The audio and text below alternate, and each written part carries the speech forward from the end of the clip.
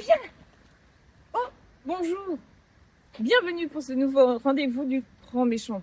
Aujourd'hui, je vais vous parler d'une bande dessinée, Île déserte, Georges ou la vie sauvage, d'Antoine de Caunes et de Xavier Coste. Attendez-moi.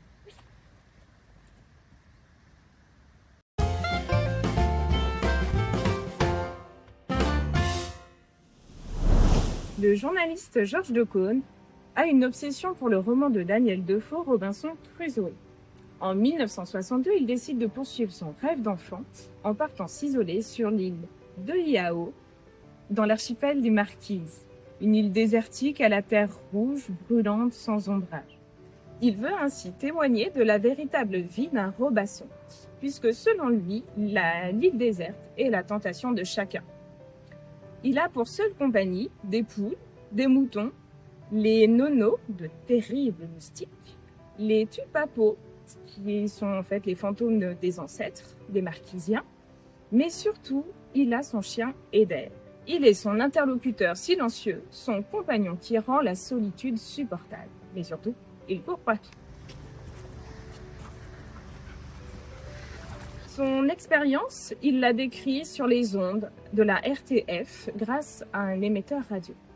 Cette BD n'aurait pu être qu'un simple récit de voyage, issu du journal de bord du journaliste. Mais elle est bien plus que cela, puisqu'à la plume, nous retrouvons Antoine de Caunes, le propre fils de Georges de Caunes, 8 ans au début de l'épopée de son père. Hors de sa hauteur d'enfant, ce n'est pas une aventure de plus, mais juste son papa qui sortait de sa vie pendant 1 an.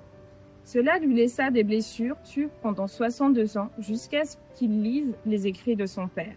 À voir les deux récits qui se croisent et se répondent, celui du fils, celui du père, est assez émouvant.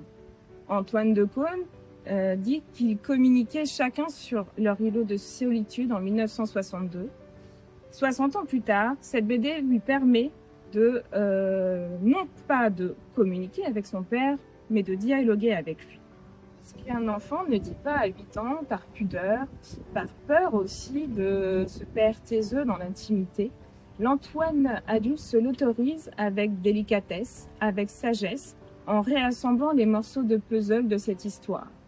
Il réconforte enfin le garçon qu'il a été.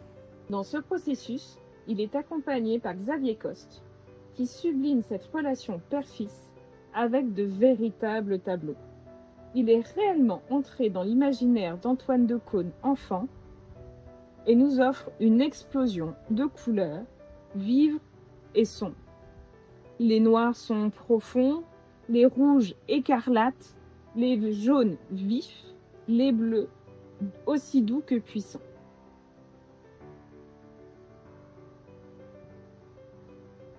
Les dessins de Xavier Coste sont d'une telle intensité que j'en suis restée scotchée. Vous l'aurez compris, Île déserte ou Georges ou la vie sauvage est une vraie déclaration d'amour d'un fils à son père.